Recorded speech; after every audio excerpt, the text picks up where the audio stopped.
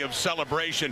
Canada's birthday, and two teams that are anxious to celebrate their first victory of the 2022 season. The 0-3 Edmonton Elks, the 0-3 Hamilton Tiger Cats, who must feel like they should at least have won in the win column after blowing that lead a couple of weeks ago to Calgary and losing in overtime. But the big story, Dwayne, has been the decision by Chris Jones to go with the rookie at quarterback, the Canadian from the University of Waterloo, Trey Ford. Yeah, Trey Ford, the reigning Het Creighton Trophy winner, is the top performer in Canadian university football. Becomes the first U Sports quarterback, Canadian quarterback out of Canadian university football to start in the CFL since Andrew Buckley in 2017. Among those looking to make his life difficult, another great U Sports product from the nation's capital, Hamilton safety Tunde Adeleke. A more challenging start to the season, his third as head coach in Hamilton for Orlando Steinhauer, and for Chris Jones too, first year back with Edmonton after that 0-3 start. Looking for that first win, those two working together 10 years ago to win a Grey Cup with Toronto. There is Lawrence Woods, and look at those uniforms making their debut today, those third unis for the Hammer. And that's from Sergio Castillo, Canada Day. Glad you could join us here for the CFL on a Friday night, and on the return by Woods, Mike Dubuisson is in there, and Jeremy Dominique as well, as Dane Evans comes onto the field. 25 of 42, 237 yards, and 2 intercepted last week. Yeah, and the Ticats sporting those steel gray uniforms here on Canada Day, looking to get things on track for Dane Evans.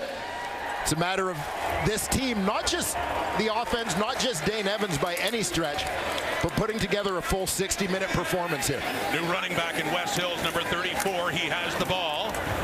And a few yards. Hills making his second CFL start, just one last year with the Cats. So we take a look at the Ticats offense, brought to you by Expedia.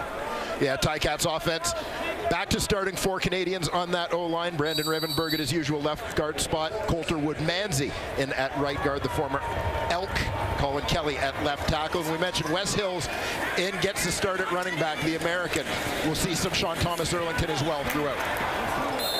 It goes right to Hills again, this time taking the pass and getting up across the 40. It'll be a third down for the Ticats. A couple of early touches here for West Hills, the running back. Saw action in one game for the Cats last season. Edmonton able to come up quickly and make the tackle on that one. Charles Nelson is back for this punt by Simon Laurier. Taking it back at his 10. Nelson across the 20, a flag comes out. He gets up across the 25, where the Elks have the football, as we'll get a look at the first career start in the CFL for young Trey Ford, who did get in briefly in the opening week at BC and was 1 for 3.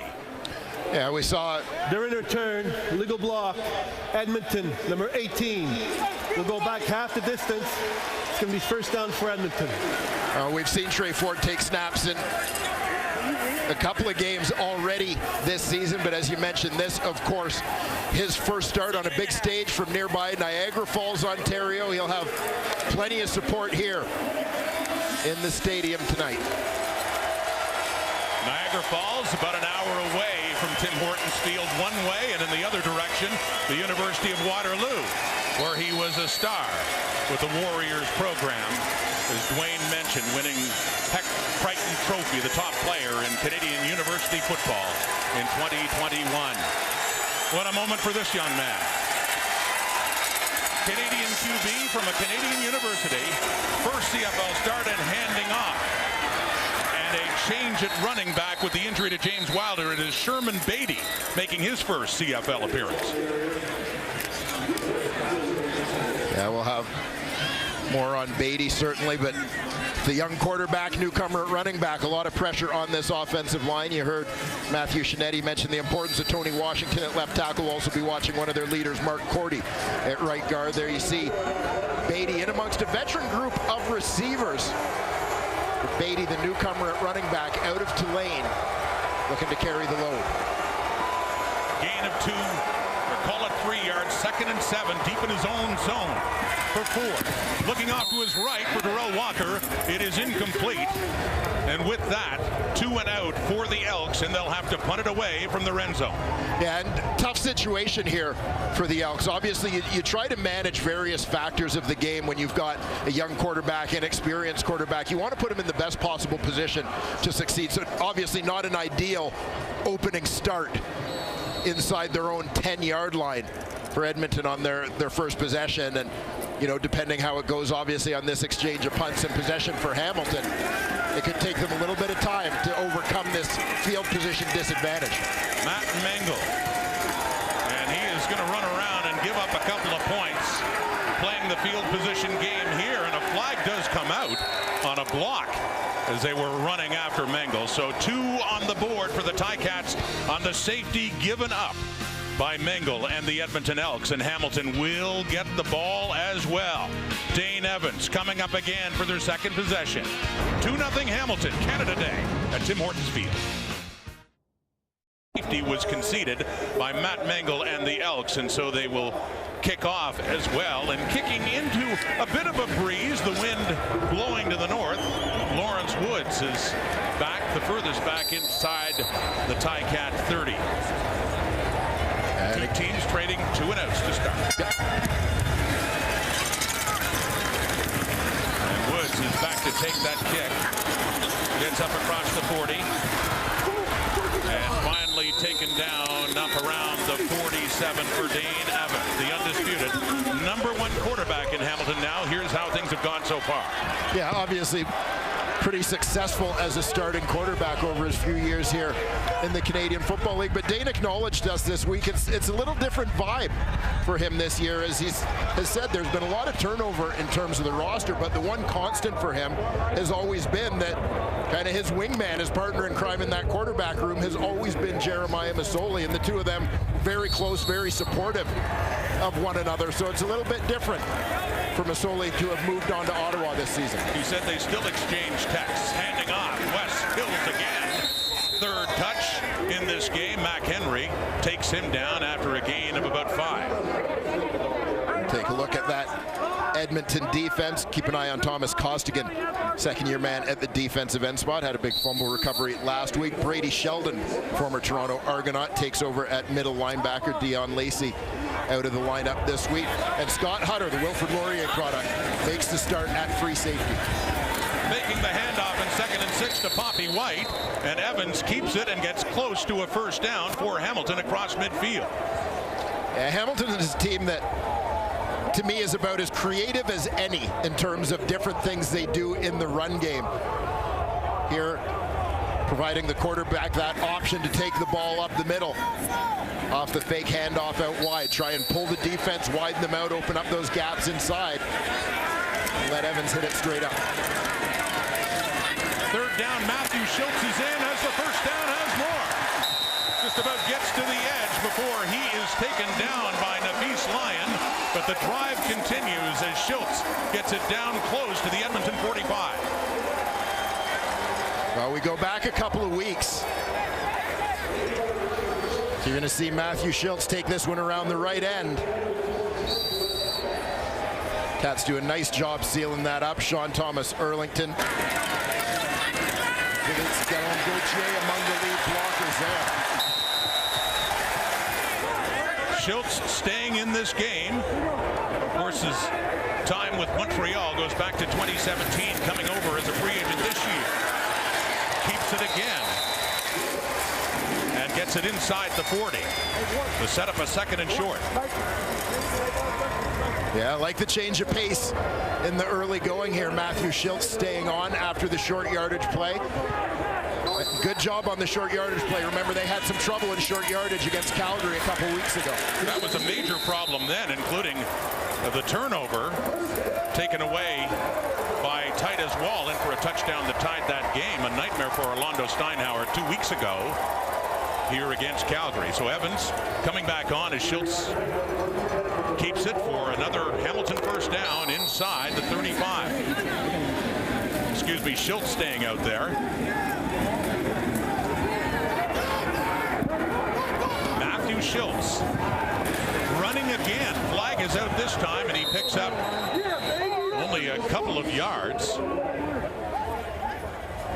Concentrating on running the ball a lot more than we have seen so far this season. Offside, Edmonton. Number 19. It's a 5-yard penalty. We'll replay first down.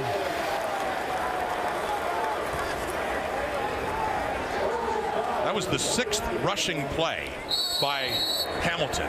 They had only 7 last week against Winnipeg. And Dane Evans is now back in on a 1st and 5 after that offside penalty against the Elks. The Edmonton 29. Throwing it out to Braylon Addison, has a first down as Scott Hutter takes him out.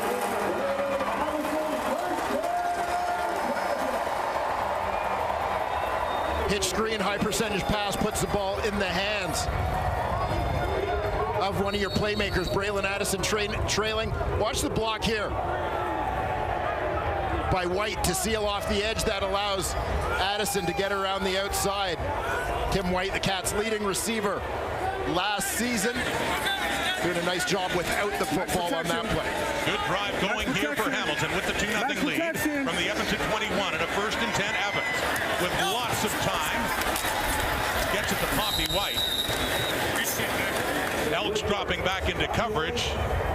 Checks it down to White, and a short gain on 1st down.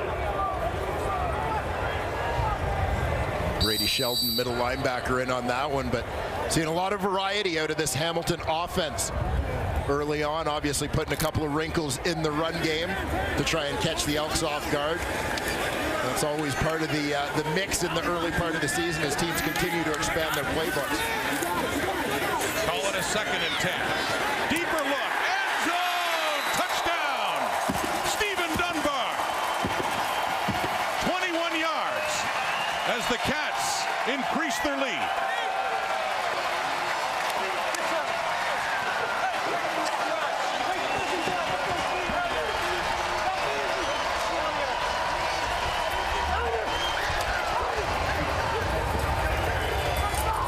Watch coming across the middle. He was number 2 receiver over there on the right side.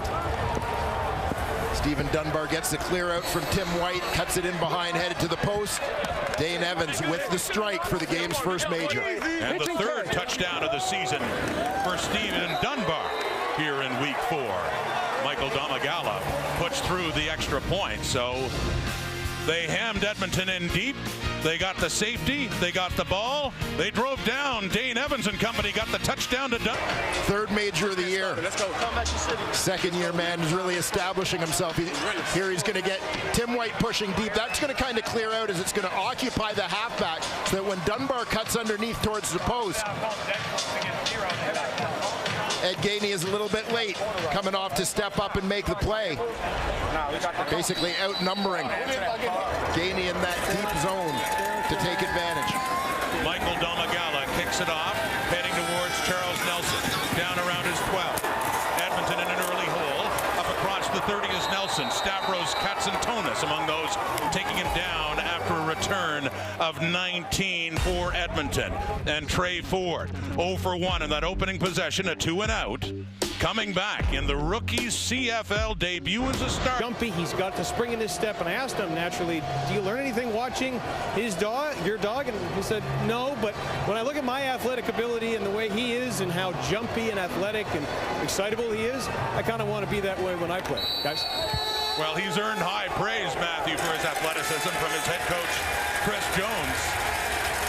We'll have more on that throughout the broadcast, but moment's not too big for him here. 2nd possession, handing off, and it's Sherman Beatty with a good gain up. Looks like a 1st down here, yes indeed, for the Edmonton Elks. Nice burst there from Beatty as we take a look at the Hamilton Tiger Cats defense. Look for Micah Johnson, CFL veteran, came over as a free agent in the middle of that. Javon Santos Knox, 2nd year with the Ticats at the Mac linebacker spot. And we'll keep an eye on Seontae Evans. He's off to a great start this season. He's playing the field corner spot this year. Played halfback most of last season for the Cats. Gain of 13 for Beatty. Throwing again, no. Should have been caught by Ty Loxley. And looking to to turn around too soon as that falls down incomplete. Second down. We mentioned Trey Ford. As you see a little bit of the resume during his time at Waterloo. Phenomenal year for him actually in 2018, his second year there. 27 touchdown passes versus just 2 interceptions that year. Now, another thing that stood out to me statistically that tells a bit of the story about Trey Ford, you know he's going to use his legs. This is a guy who was 4th in the country in rushing last year, over 100 yards a game. And cue the rush. Right on cue, Dwayne, as he gets it up to about midfield, and enough for another Edmonton first down. Yes, just as you talked about, Trey Ford using his legs there. And this is one of the things that Chris Jones has spoken about regarding Trey Ford from the moment they drafted him, is that he kind of describes him as a cheat code. This is a guy who, when you turn on the film, nobody could stop him. Athletically, nobody could match up with this guy. And you see, even at this level, he's going to present a challenge when he's able to get out of the pocket. First down, midfield. Trey Ford off to the right, and he completes his first one of this game to Kenny Lawler, who turns around, keeps his feet, and then takes a hit from Dylan Wynn. Get on him now! Hey, get on him now! Good work by Lawler after the catch to get another Edmonton first down. I mean, you look at this receiving corps with Kenny Lawler and Manny Arsenault, Terrell Walker, Mike Jones, all veteran guys, former college quarterback and Kai Loxley. You've got a group of guys who are pretty well positioned to help out a young quarterback, make some plays for him, make him feel comfortable, let him settle in here. The big one there from Kenny Lawler. Gets it to the Hamilton 42. The Elks on the move. Second possession, down by 9. Trey Ford off to his left, completes that to Charles Nelson. Nelson gets close to another first down. He was listed as the starting safety last week. That's how versatile Chris Jones thinks he is. He was in college. He only had a couple of plays, though, back on offense this week. Yeah, and we'll see Nelson, who we've mostly seen as a return man and a receiver during his time in the Canadian Football League. Just joining Edmonton a couple of weeks ago, was previously with Winnipeg. We may see him line up at running back a little bit here tonight. Ball coming loose and a flag coming out as Ford does have it. Stepping up, looked like they were trying to draw the Ticats offside, and then got a little extra activity after class here. Javon Santos-Knox and Mark Cordy, their right guard. It was a second and inches for Trey Ford and the Elks. They sort that one out. Well, we'll see who flinches first here. Well, there you see Hamilton looked like Dylan Wynn across the line a little early.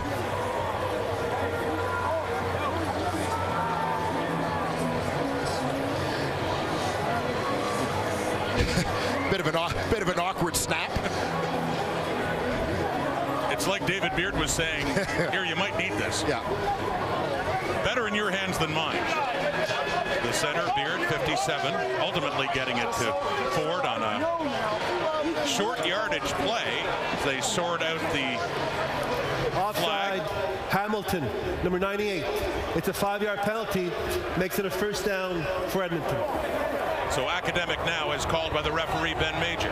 Dylan Wynn flagged for the offside. And a good response by the Elks against Hamilton after falling behind by 9.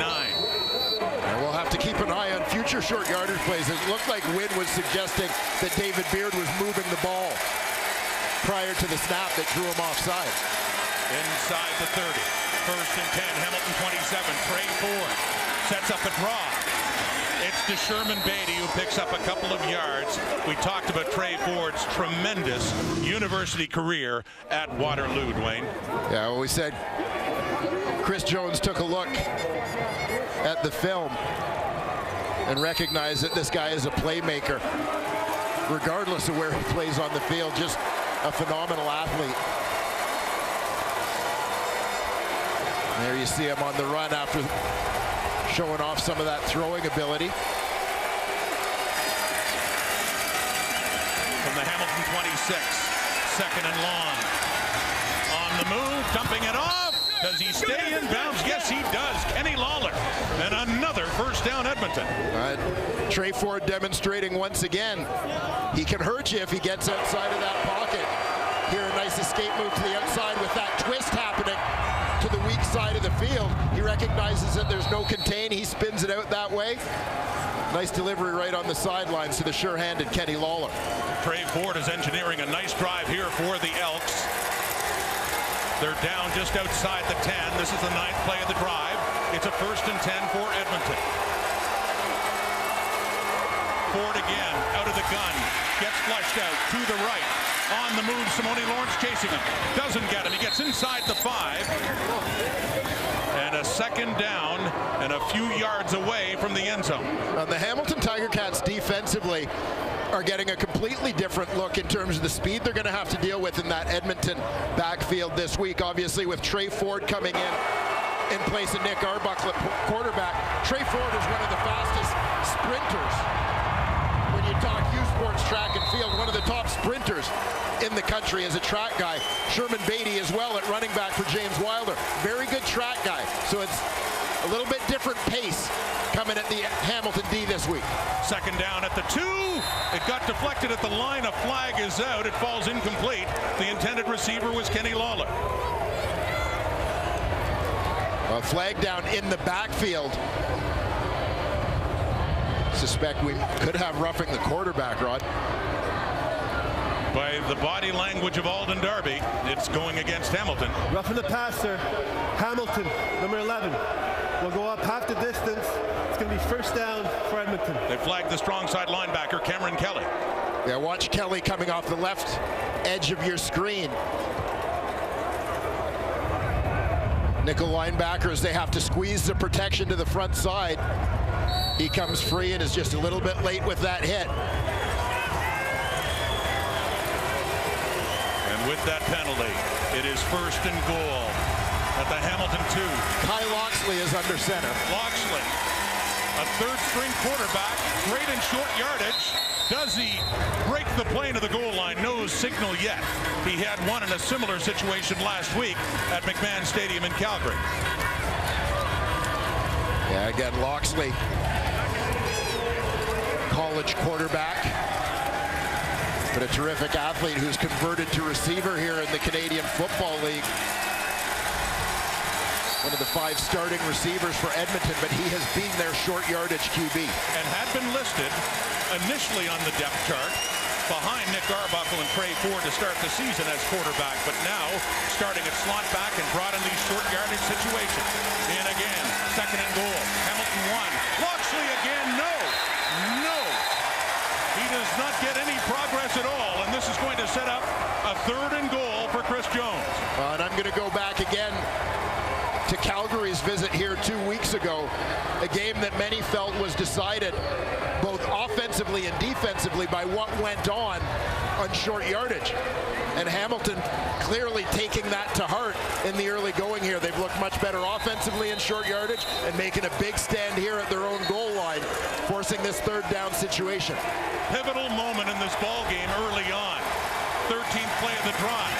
Either Edmonton gets in and gets to within a score, or it's a big defensive stand for the Hamilton Tiger Cats with one of their keys in stopping the run. In this situation, Micah Johnson has taken a knee and won't be able to stay on for this 3rd down play, which is coming up.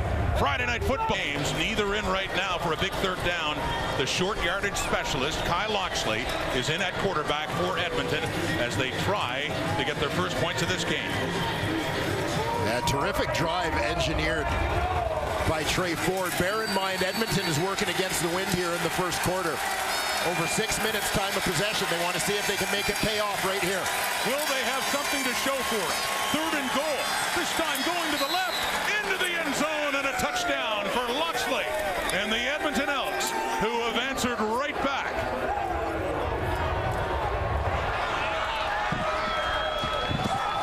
Loxley with his 2nd touchdown after a 13-play, 79-yard drive.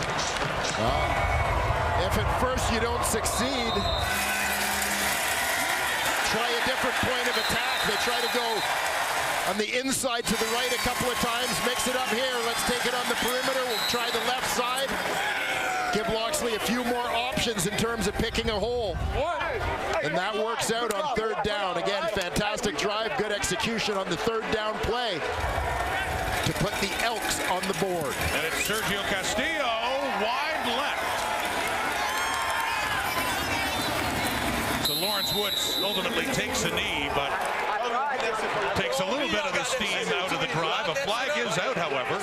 Yeah, well away from the play. I'm guessing that this was something that was said.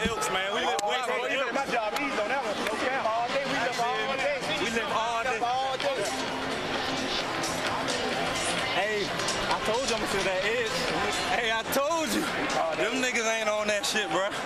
They don't want that. Kyle Loxley with the touchdown, actually his third of the season, and Castillo missing a point after for the first time here in 2022. So they get the 6 on the board, still within a field goal. After the play, unnecessary roughness, misconduct. Edmonton, number 62. We'll go back 15 yards on the kickoff. The right tackle, Martez Ivy, obviously in a special teams play there, is... Yeah, watch for the last shot here. Hits Mason Bennett with the punch to the grill. With the official right there to see it, that draws the flag. So again, we've talked about the field position. We've talked about the wind that is, I'm going to say always, a story here in Hamilton. Working against the wind, 30 seconds left in the quarter. You take that 15-yarder on the kickoff, that's going to hurt you in terms of field position. You got to think through, obviously, the discipline piece, but the situation as well.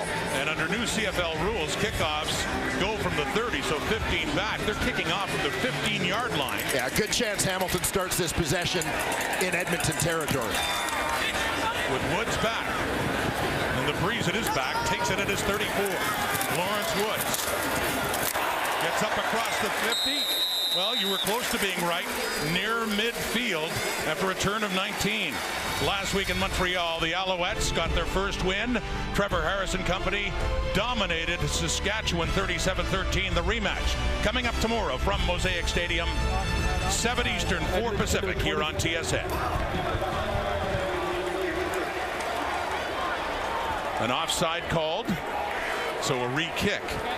Mentioned late in the first quarter, and then Edmonton will have the win behind them. Interesting choice by Orlando Steinauer and the Ticats to take the ball after winning the toss instead of deferring to get the wind in the fourth quarter, as you often see at Tim Hortons Field. And something that played a role in the outcome last game. We've seen it play a role in the outcome of so many games here. You know, historically, when we've talked about wind being a big deal in games, we've talked about stadiums in the prairies, Saskatchewan, Winnipeg. But Hamilton, I think, is the place in the league where it has become consistently the most significant factor. 25 seconds on the clock. And kicking 5 yards further back. The kickoff is from the 10. Woods at the 40. Midfield and more. Lawrence Woods. This pays off for Hamilton. He is gone. 70-yard touchdown, Lawrence Woods. And the second kickoff return touchdown we've seen this season so far. Yeah, and this is a great decision by Orlando Steinauer and the Hamilton coaching staff to make them kick the ball again. You've already got them backed up with the 15-yard penalty. You've got them backed up with the new rules in terms of where they're kicking from. You've got them backed up a little bit more with the offside penalty. And of course, the wind is a factor. We're going to make a bunch of tired guys run down to cover a second time. And you see the result. Touchdown, Hamilton. What was your prediction earlier? That based on all this, he could end up in Edmonton's territory. Well, he ends up in Edmonton's end zone. Lawrence Woods. And just like that, after Edmonton had some momentum going from a 13-play drive, the conversion for Michael Domagala. And the lead is now 10 for the Hamilton Tiger Cats at home here on Canada Day. Looking for their first win of the season and their first ever on Canada Day.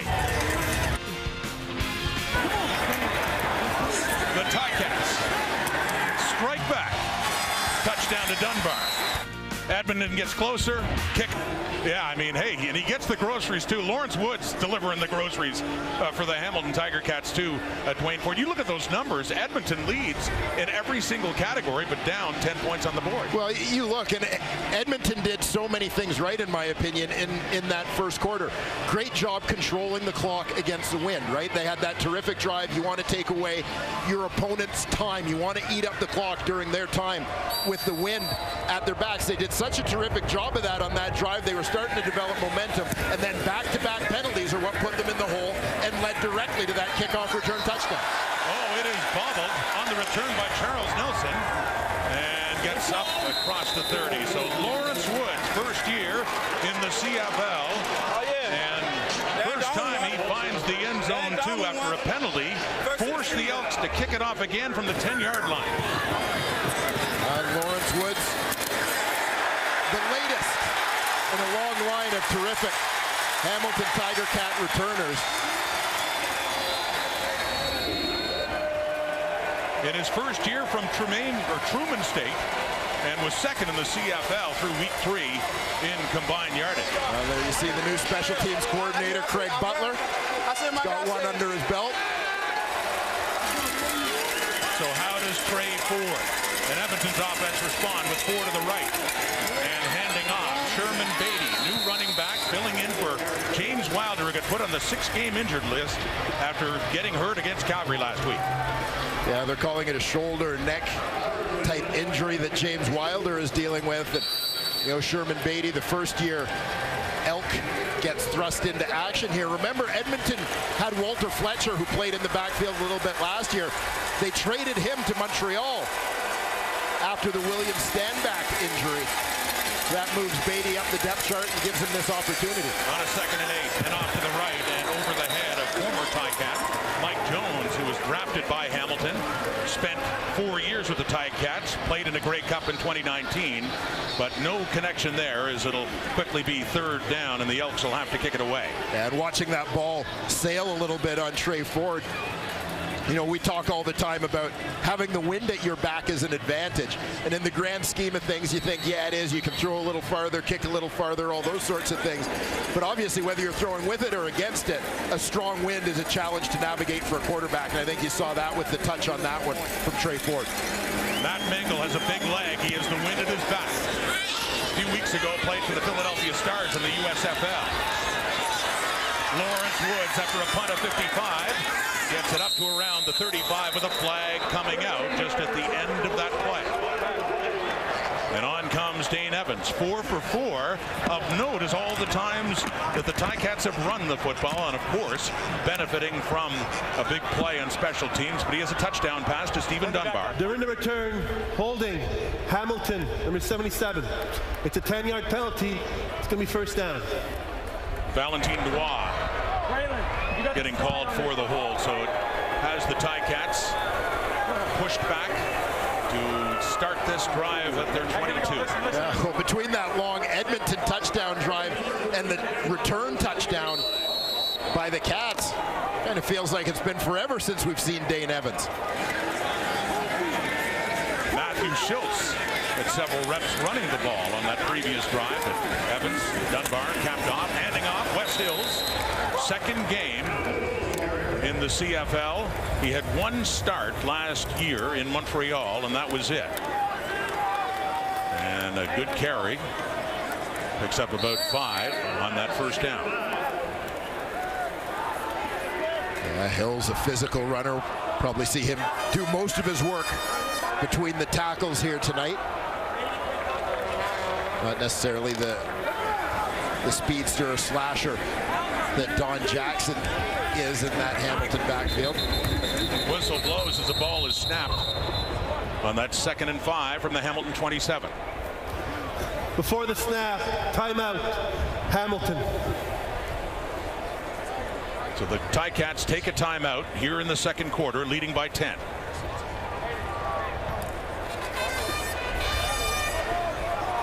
You see offensive coordinator Tommy Condell. We asked Dane Evans earlier about the running game. Any concerns about only 7 rushing attempts in Winnipeg last week, but his response was they generally try to take with Tommy Condell what defenses are giving them as well. Yeah, I mean, so many running plays in today's CFL offenses are called with an option to pass. You see Tyler Ternowski, by the way, who was one of Trey Ford's go-to guys at the University of Waterloo. On the second down, and that is complete to Tyler Ternowski. And that is his first catch of 2022. Mr. Ford, your timing has been good tonight so far. I aim to please, Rod. Yeah, Ternowski opened the season on the injured list. He's going to line up out wide here to the wide side of the field. But you know, the wide side with the hash marks, Rod, being a little closer together, that's not quite as long a throw. We get that Z receiver a little bit more involved, which was part of the impetus for the rule change. Ternowski with the catch and a gain of 9. It goes back to Wes Hills. First down. Ball comes out. And it's back in the hands of Hills across the 40. We talked about Tyler Ternowski and that catch and what a combination they had at the University of Waterloo back in 2018, especially when Trey Ford, his quarterback, at 27 touchdown passes, only 2 picked off. Yeah, and that terrific season for both of them. Tyler Ternowski averaged like 145 receiving yards a game in 2018. He and Trey Ford were just unstoppable. 2nd and 6, Hamilton 40, Dane Evans. Ticats up 10. That one is caught. Poppy White has the catch, but not much. It'll be a 3rd down and about 4 yards to go as the punting unit comes on for the Ticats. We got quads right W&R bundle. Good Buick van W&R. Trey Ford getting ready to go. Charles Nelson is back, standing at his 25.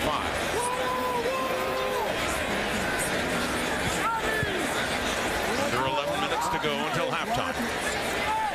As Simon Larrier from Abilene Christian, native of Scottsdale, Arizona, punted away.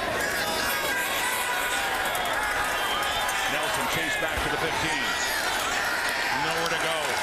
Nick Cross, the special teams tackles leader for the Ticats, takes him down. Hamilton leading by 10. Tim Hortons Field, the Hamilton Tiger Cats trying to break that drought. Now, the 2010 game, Saskatchewan-Montreal, was a Grey Cup rematch. That was the one with that, one of the many memorable S.J. Green catches, right back to the end zone.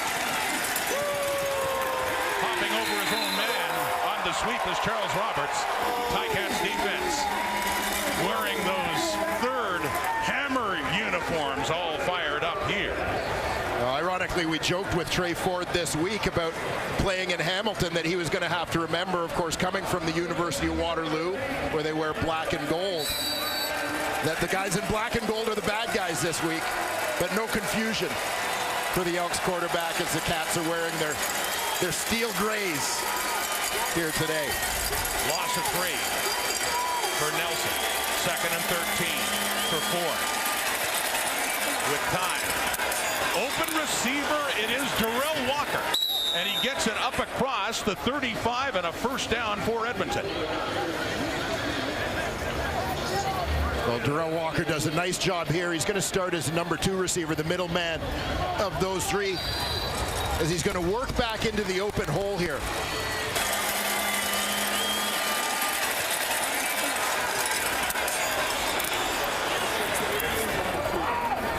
We see the tail end of that previous play. Of course, the question most commonly asked about Trey Ford leading up to the draft, well, can he make all the throws? Everybody knew what a tremendous athlete he was. People could see the statistics and so on. Can he make all the throws on the CFL field? I think it's pretty clear that he can, and Steve McAdoo, his offensive coordinator, is going to give him an opportunity to make them all. Sherman Beatty gained 5, 2nd and 5. Ford under pressure, takes off. Yes, he can run, and running well here as he gets another Edmonton 1st down at midfield, a gain of 13. Yeah, play to your strengths, young man. Davis Sanchez talked about it in the pregame. Takes a look, goes through his read. A little bit of pressure, he's going to get on the run. Leaves Simone Lawrence grasping in air.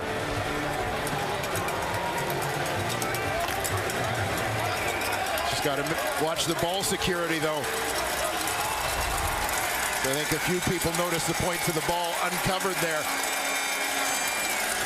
Up at the Edmonton 54, back in the hands of Sherman Beatty. Right side off tackle, and he picks up a gain to get him inside the Edmonton 50, 9 yards. Edmonton on the move again. They had a nice long drive the last time to get a touchdown and to get within a field goal.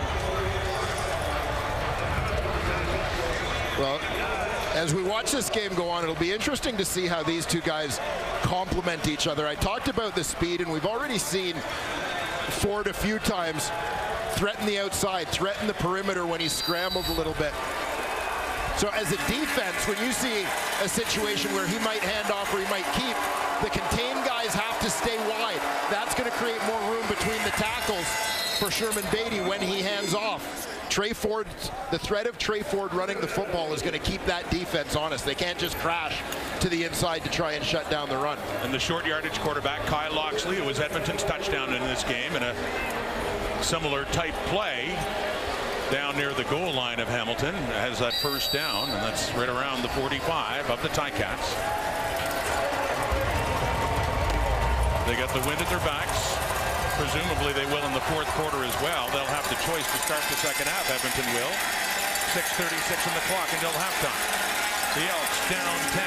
Ford off to the left and in and out of the hands of Loxley, a little bit behind him, and Richard Leonard in coverage there for the Ticats.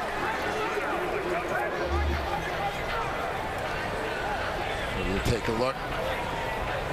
Going to his first read. He's got him on that slant, but as you said, Rod, just a little off the mark with that throw.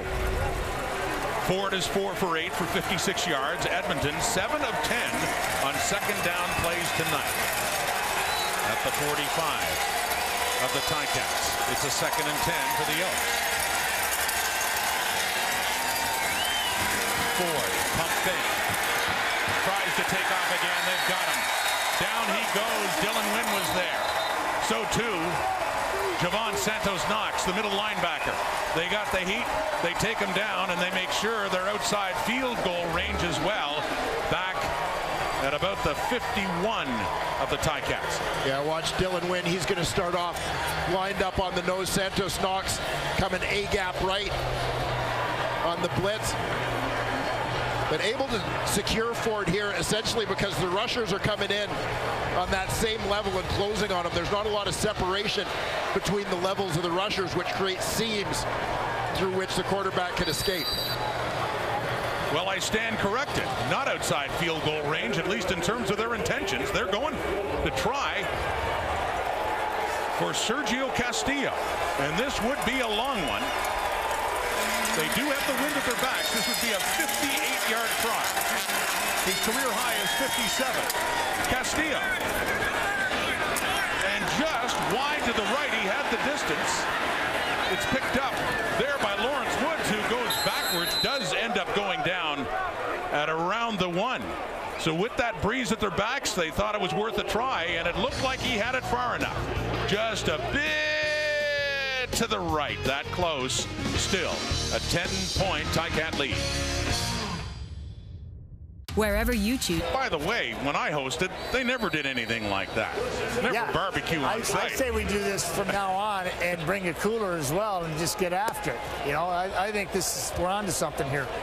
Matt Dunnigan grilling and getting set to talk about this game. Lawrence Woods, they gave a single point on that, saying he reestablished himself, Lawrence Woods. So, and here's a play, big play to start here on Dane Evans to Stephen Dunbar, who has a touchdown in this game and a gain of 18 yards for the Ticats. And you think back a year ago, coming into training camp, Hamilton Tiger Cats knew they had a lot of competition at the receiver spots in training camp. They were expecting to be counting on Brandon Banks, Braylon Addison, Devere Posey. Well, Addison and Posey started the season on the injured list. Brandon Banks was kind of recovering. And the Cats found themselves leaning on some young guys like Stephen Dunbar and Tim White. And I think you're seeing that really pay some dividends for them here in year 2 for those youngsters. Dane Evans, 7 for 7, taking off that time. Slides down, takes a little bump there from Ben Davis. After getting it near the 35 of Edmonton. They're against the breeze, but 3:40 on the clock here till halftime. In position to see if they can add to their lead before heading to the dressing room. Dane Evans doing a nice job with his execution thus far. Perfect in the passing game.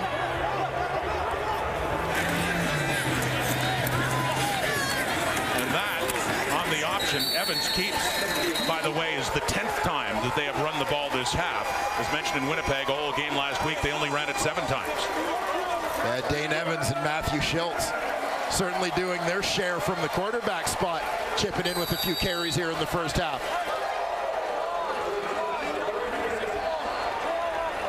Schultz was involved in an earlier drive in the first quarter, running the ball the entire time. The Edmonton 30, 16-7 Ticats. Will there be more? That one is the first incompletion for Dane Evans at the feet of Stephen Dunbar. With 2:42 on the clock, the 3-minute warning. Now we're in. We gotta go, Kate. All right, ready? Kate, do you guys deliver? Just wondering. Is it a quick trip up the elevator, or just Wayne and I are coming down? Be worth the trip. Halftime. While you're working, Poppy White's working, and a flag comes out as he gets it up, or down, I should say, to the 25 of Edmonton.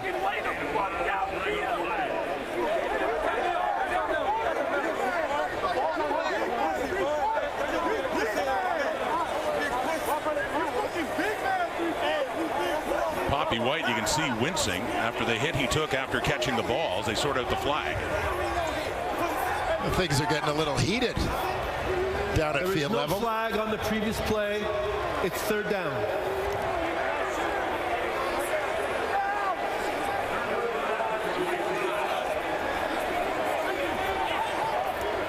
So they pick up that flag because it was a screen as Chris Jones looks for an explanation. So 3rd down now, as we just saw the Michael Domagala jersey. For our producer, Dom. Does the edge. Domagala in his 2nd year out of Carleton. And this will be on the left hash. Offense, get ready to stay here. At about the 32. To put 3 more on the board, the whistles blow before the kick is made. This could bring the Hamilton offense back out. Offside, Edmonton, number 33. It's a 5-yard penalty. It makes it a 1st down for Hamilton. Ouch for the Eskies. You're right. A costly one. Now watch Jalen Collins, the corner, rushing off the edge, trying to get a jump on this one. He goes early, and that 5-yard penalty is all the Cats need for a fresh set of downs at the 20-yard line. They started their scoring with a safety. They added a touchdown. Edmonton came back, and then Hamilton got a kick return touchdown. Once again, whistles. Before the snap, timeout, Edmonton. So the Elks take the timeout this time at a critical point late in the first half for Chris Jones. Just over 2 minutes to go until halftime. His team trailing by 9. Last week in Calgary, Edmonton had a 10-point lead. I pointed to Hamilton, but the timeout was Edmonton. Sorry. Ben Major straightening it out that it was indeed an Edmonton timeout, but they had the 10-point lead at McMahon last week. A late touchdown given up. Calgary closed the gap, and then the Stamps pulled ahead, and the Elks ended up with an 0-3 start to the season. The penalty gives the Ticats drive new life. 1st and 10 at the Edmonton 20.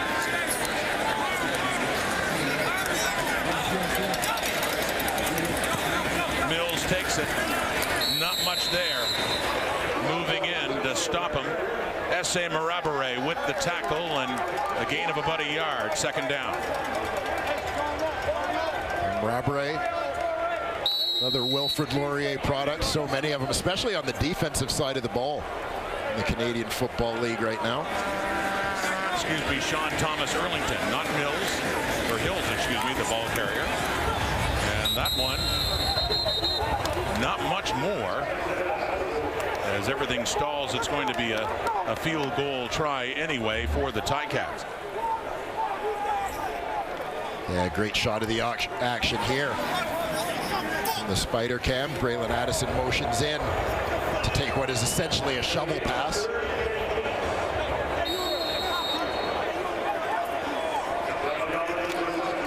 So Domagala to kick again. Ball will be placed down at the 25. He's 9 for 12 this season. Matthew Schultz takes the snap, puts it down. Domagala puts it through. 3 more on the board for the Ticats to increase their lead to 12. It is 19-7. Just over a minute till halftime. Beautiful Canada Day celebration. And the hometown Ticats still looking for their first win. Leading the way at 19-7. Trey Ford, the rookie. First CFL start. Trying to get more points for more halftime. On the move, they've got him running. Micah Johnson chasing, Dylan Wynn chasing. He gets it away. It's incomplete. Intended for Manny Arsenault. Well, defense swarming after the rookie quarterback. A little bit there. He'll no doubt put on some miles, whether it's rushing the football or just running laterally to get away. Most important thing, just don't try to do too much if you're Trey Ford, right? If you get into trouble, don't try and force one like he might have there. It could lead to a turnover. Flag out with a snap of the ball, and in and out of the hands of Darrell Walker. Looked like an Edmonton receiver might have been off a little early here.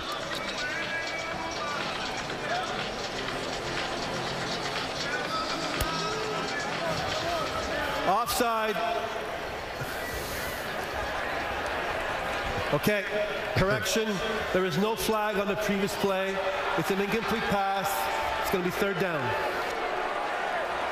I suspect that the command center cleaned that one up mid-call for Ben Major. Sounded like there was some communication going on. He was making the announcement. Called an audible on him. So instead of the penalty, they do pick it up. But Trey Ford, that offense coming off the field, 1:16 on the clock. Matt Mengel with the golden boot. He kicks with Lawrence Woods, who one of the stars of this first half of that 70-yard kickoff return touchdown back there with Pompey White. Field this punt.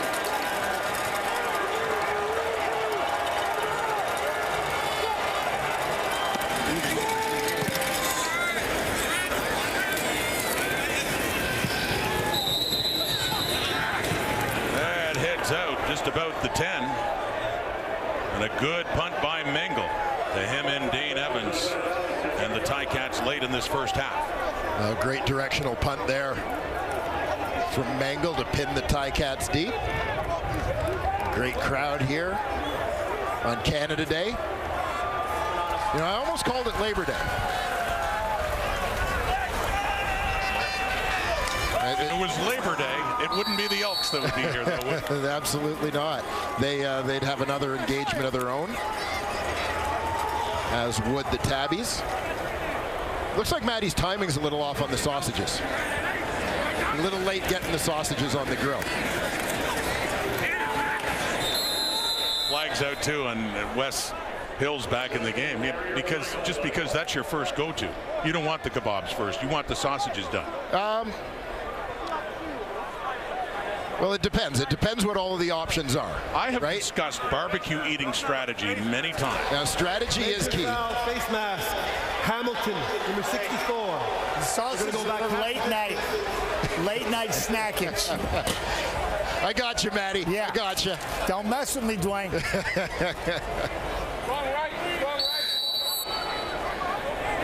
He taught me once how to properly barbecue a steak. All right. Some good technique. A few minutes, rotate 90 degrees, a few more minutes. Always, yeah. Depending on how you want it cooked, of course. But all the rub, the seasoning. For the penalty, even deeper, and Evans gets it away, incomplete, so under a minute as he gets up limping. Dane Evans.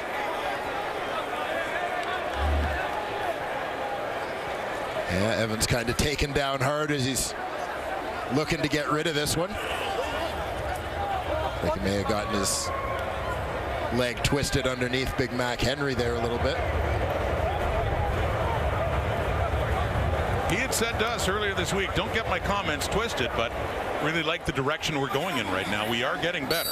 I mean, you look at the record alone, obviously, there's some concern, but they're trying not to panic about it. And right now, the way the East is, it's a more forgiving division, too. Pretty clearly giving up a safety here and eating up some clock. When you have Tunde Adeleke, the safety back there, to take the ball. That'd be a shocker if he decided to punt it away. No, running around, and it was Edmonton in a similar spot, giving up 2 at the start of this game. So safety for safety as Adeleke wants to burn as much clock as he can. Still on his feet. It ticks down to 45 seconds, so some pretty good work there. Tunde Adeleke serving notice that he was an exceptional kick returner at Carleton and has taken it back to the house as a returner in the Canadian Football League as well during his time with Calgary. Just giving a little reminder that he's got those skills.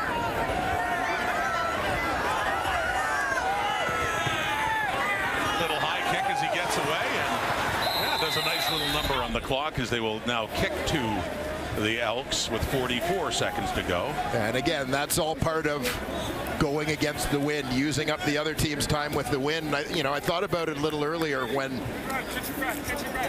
Edmonton had forced Hamilton into that field goal situation on their last possession and then took the offside penalty. Even though Hamilton still ended up being held to a field goal, those couple more plays, right? That's time with the wind taken away from Edmonton. So the operative word here is safety. The safety gives up a safety with the special teams coordinator, Craig Butler. Used to be a fine safety in the CFL. 44 seconds. And Edmonton takes the ball after 40.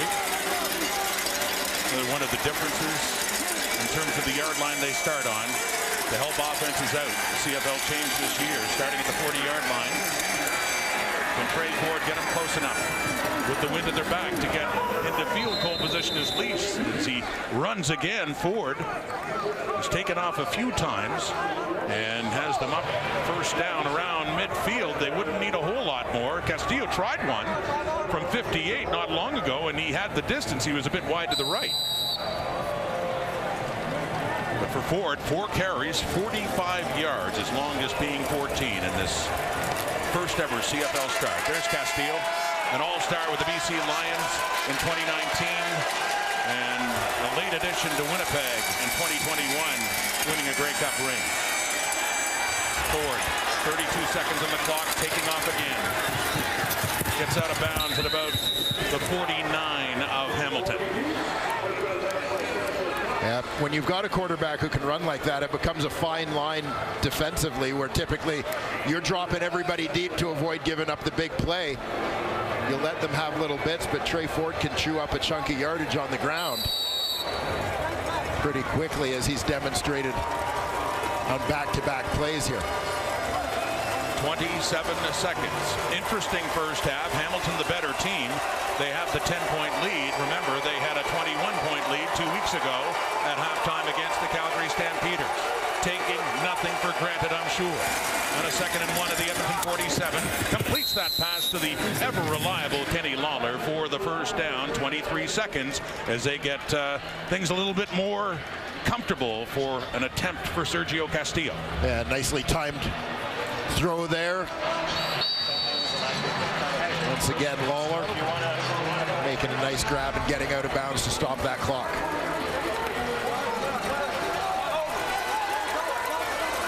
Lawler, big free agent acquisition from Winnipeg in the offseason. 22 seconds. Looking off to his left, intercepted, and what a pick it was. Cameron Kelly, who had 2 interceptions on this very field back in December in Grey Cup 108, has a big one there to prevent Edmonton from making this a one-score game. And this is one where Trey Ford needed just a little more air.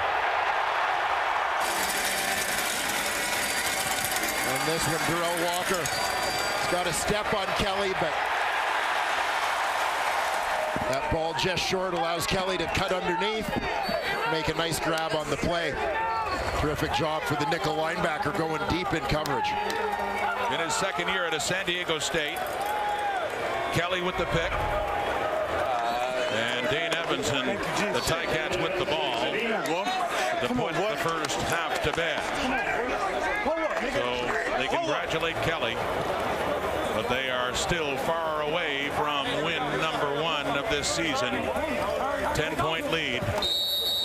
They know they have a lot of work to do in the second 30 minutes. Trey Ford, 5 for 12, threw an interception in that, but Edmonton still very much in this game. The touchdown pass at 21 yards to Dunbar. The run after an impressive Edmonton drive by Loxley, and then this. The backbreaker so far for the Elks, a 70-yard touchdown return for Lawrence Woods.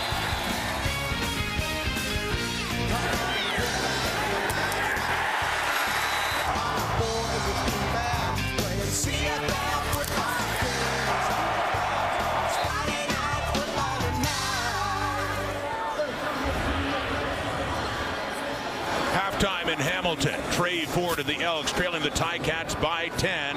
And here's Matthew Shinetti with the Edmonton QB. Quarterback is often the toughest critic, Trey, but how did you see your first half?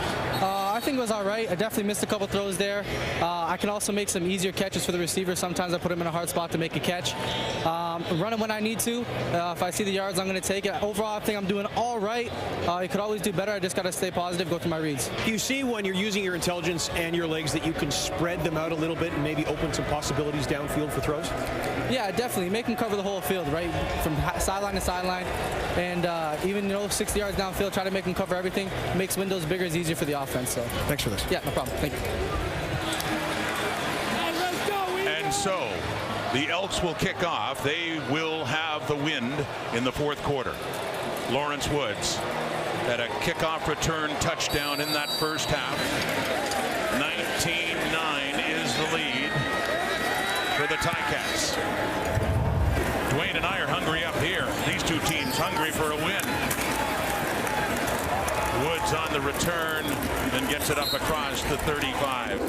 Yeah, you know who else is hungry? Shinetti. Matthew Shinetti, too busy doing interviews? Lost his food.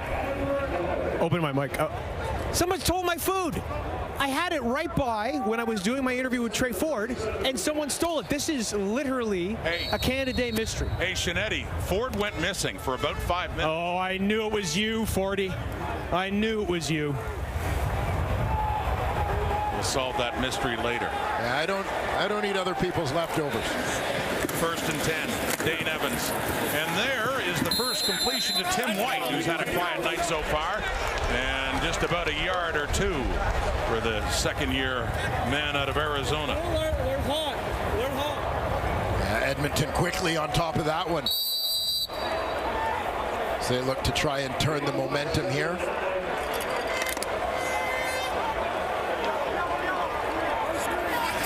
Hamilton having the wind. Been gusting at around 35 to 40 kilometers an hour tonight, with early movement on the defensive front. Matthew Thomas and Thomas Costigan as well, as the flags come out with the snap of the ball. Dane Evans. Offside, Edmonton, number 99. It's a 5-yard penalty. It's still second down. And calling Christian Rector in the inside on that offside. Penalties hurting the Elks late in the first half too, taking them out of a possible field goal try that could have got them within a touchdown. Second and 4 at the Hamilton 43. Evans stepping up, gets away, has time, completes the pass over the middle. There's Tim White with his second catch, and that one gets all the way down to the Edmonton 40. Well, making things a little bit easier for Hamilton with that offside call, but nonetheless Dane Evans delivering a strike here on the move. Nice job by White finding that open space. White came into the game as the second leading receiver. Here's Poppy White with nowhere to go. That's read well by the strong side linebacker Jawan Taylor. Yeah, Taylor, a newcomer to this Edmonton defense. University of Florida product, just signing on this week, plugged in at that nickel linebacker spot. They're thrown into the fire. The ball is at the Edmonton 40. It is another 2nd and long for Dane Evans and the Ticats with that 10-point lead. Early second half. He's thrown one touchdown pass, and he is sacked. He is taken down, and the celebration there from Christian Rector, who was flagged earlier, but a big play for the Elks defense to push it back to the 47 of Edmonton. Yeah, Rector looking for a little bit of redemption. Rushing here.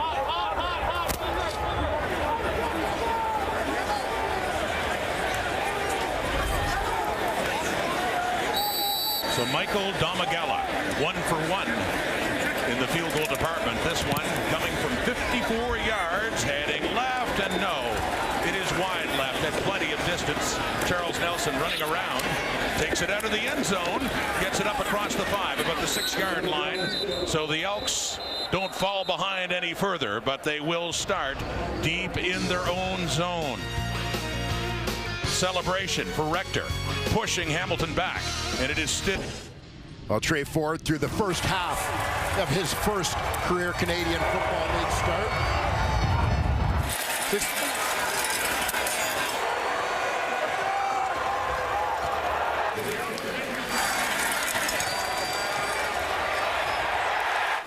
You know, Ford experiencing some ups and downs through the first 30 minutes of this one, but you know, never mind the Canadian-American thing, NCAA U Sports. This is a rookie quarterback making his first start, and I think Trey Ford has acquitted himself pretty well. I agree with the circumstance. He's not a guy who looks like the lights are too bright or the stage is too big. Absolutely. Taking that shotgun snap, and he hits Darrell Walker, who gets it up across the 15, and a quick first down as they were pushed back by penalty to start at the 5-yard line. A nice quick hitter here on the slant, little stem to the outside, get inside position.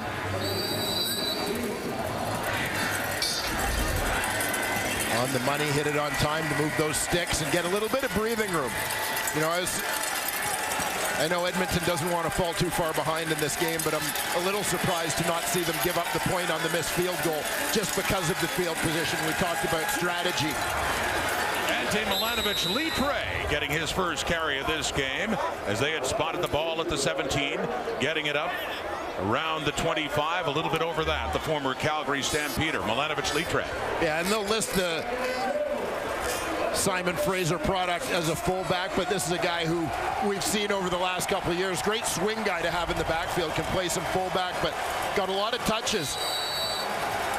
Spelling Kadeem Carey in that Calgary backfield at running back the last couple of seasons. To set up a 2nd and short for Kai Loxley. Flag comes out with the snap of the ball.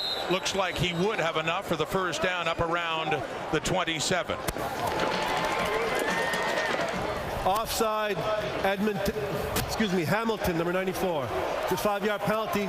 It's first down for Edmonton.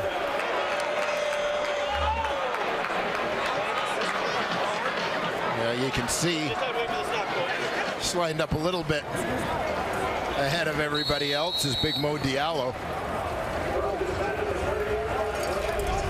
Canadian from Toronto. Drafted in 2021, played his last year in college football at Arizona after transferring from Central Michigan. So the Elks suddenly up at the 30, and Milanovic-Litre, the ball carrier again. It had been all Sherman Beatty in the first half. So getting the start in the second half. 34 new to the Elks, heading north from the Stampeders. And you think back to the first half of this football game, Rod, particularly the first quarter. Remember, Edmonton had probably their best drive of the game. They took over 6.5 minutes off the clock, marching down the field against the wind for the Kai Loxley touchdown. It is 2nd and 6 at the Edmonton 34. 4.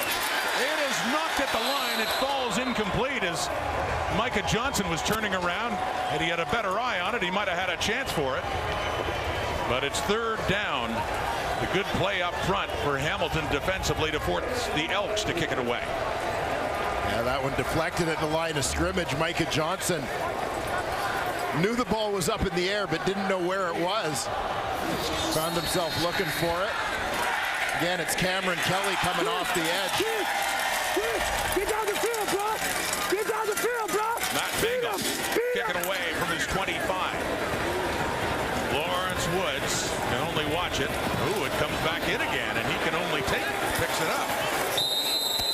And 46 yards on the punt by Mengel. Dane Evans. 12 of 14 for 94 yards. A 10-point Tiger Cat lead. The Ticats, you know, in the neighborhood, but that's where the stadium is, and one of its charms, and it's like old Iberwin Stadium.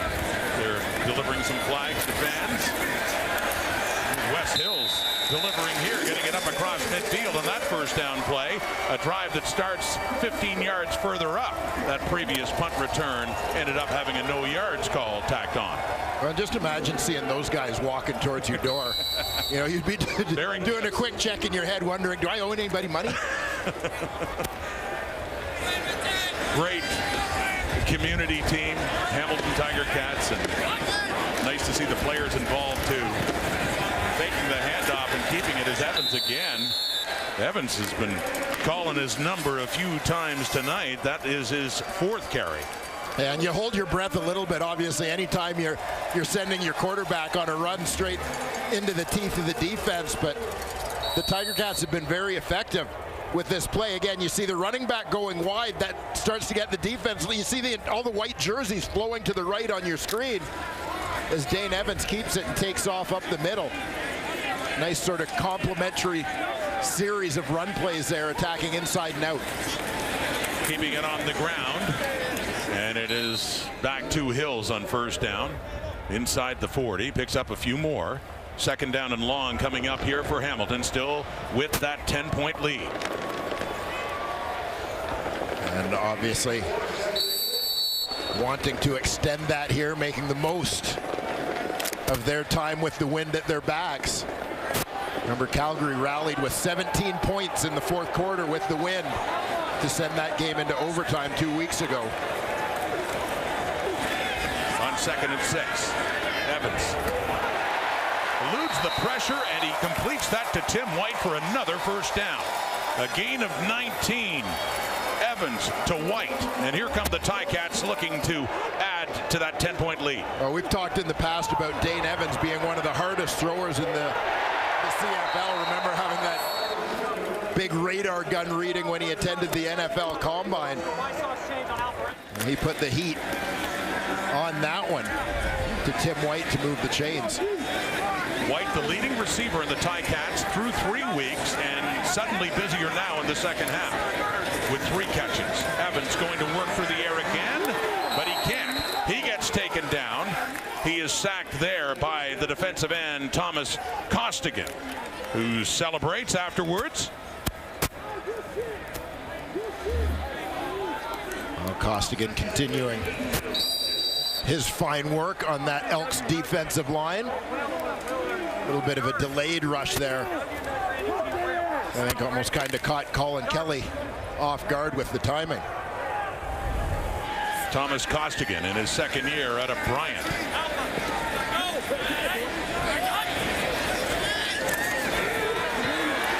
Evans under pressure from Costigan again, and he barely gets it away. We have a guest in the booth. Oh my goodness. You see Thomas Costigan with a terrific series. You know, and remember, Colin Kelly is a guy who's used to, this was talked about in the pregame as well, used to playing on the right side, playing right tackle, playing left tackle here for Hamilton. So it's kind of like doing everything backwards. Sometimes your timing can be off, your spacing can be off. We're just going to take a little food break here. We got a visitor. That's right. Matt Dunnigan joins us after that field goal, but thanks for taking care of us. Yeah, the guys that make you look good. You know, your fullbacks and your O-linemen, right? Nothing on the grill. No, but I brought you some shish kebabs, some little chicken bobs and some burgers, and you guys do what you got to do, man. What's the green stuff under there, though? Yeah, that's decoration. That's decoration. 33-yard field goal for Michael Domagal increases the lead. Darrell Walker, the intended receiver, hit hard there by Jamal Roll. Have another look. Yeah, Walker starts off out wide here, working towards the middle. Jamal Roll meets him at the football.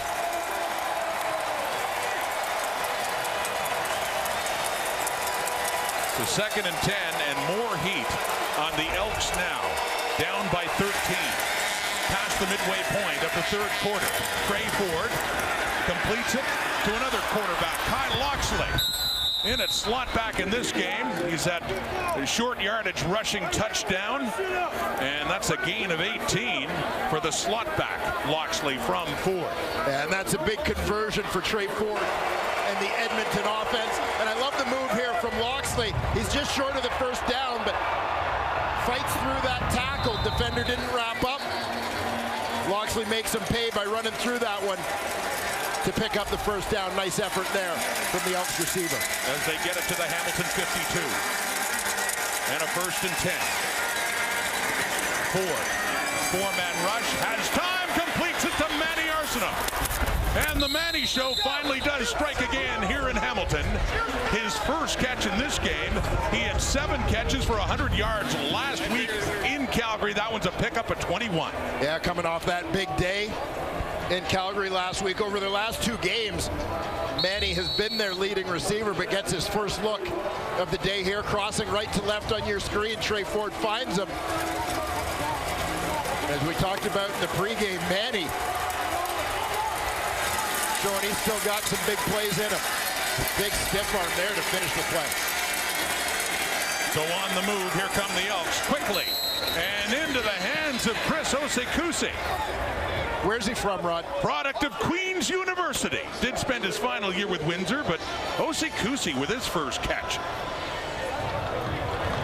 Drafted originally by Montreal in 2019.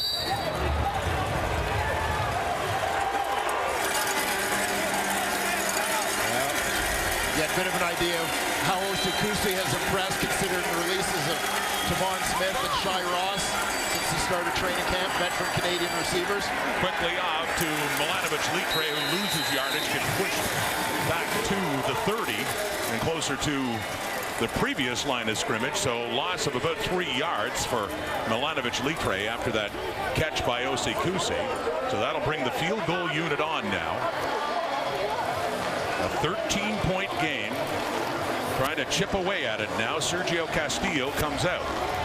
And we've seen so many games here where it sort of becomes you take what you can get against the wind and try and make hay when you've got the wind. So Edmonton trying to get this one as close as they can here with 3 minutes to go in the third quarter. Try and make a run in the fourth with the breeze in their backs. Matt Mengel will put it down at the Hamilton 38. Castillo. 3 more on the board for the Elks. Very important points, too, with 3 minutes to go until the end of the third quarter. Hamilton still leads, but it's back to 10. He doesn't have to be. Sometimes it can be on other guys to step up and say, no, it's not on you. And sometimes, Van Zyl said, I'll just go up and give him a hug and say, it's okay, man. It's okay. It's not always on you. So trying to alleviate the pressure on the guy who is, as you said, the undisputed starter, but also making sure, too, that if he's locked in, everybody's locked in. Matthew, it's an interesting point using that word accountability. Orlando Steinauer talked about it, about balancing, optimism with the concern over the winless start. And he expects accountability. A play action fake for Evans on first down, running around, running out of time, running out of space, and taken down. He is sacked. And in comes the new linebacker on the strong side, Tavon Taylor. So a loss of a couple of yards. Keep an eye as this play goes on. for number 4, Poppy White, on a crossing route here. Pushes his defender upfield and then breaks across. You see that window where White was open for a split second, but the pressure got to Dane Evans. He wasn't able to set and throw that one in.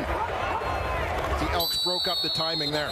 Early movement on the left side of the defensive front for the Elks. Finger pointing time. Hamilton 64. 5-yard penalty.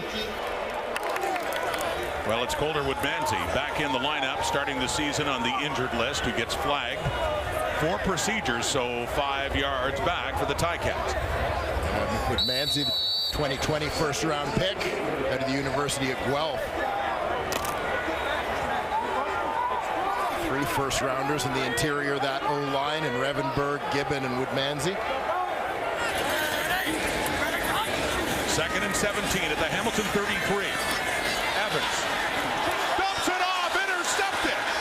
Brady Shelton has it. It got deflected into his hands, and he took it inside the Hamilton 30. And don't look now, a 10-point lead, but the Elks are in prime position to make this a closer game. Well, and those tipped ball interceptions have been the absolute nemesis of Dane Evans going back to last year's Grey Cup game. You'll see Brady Sheldon, he's a middle linebacker here. He's mugged up in that left B gap. He's going to drop back into his zone. There's the throw. Sean Thomas Erlington turning. That one goes off the fingertips. Remember, it was off Thomas Erlington that Shamir Thurman had the interception in overtime against Calgary.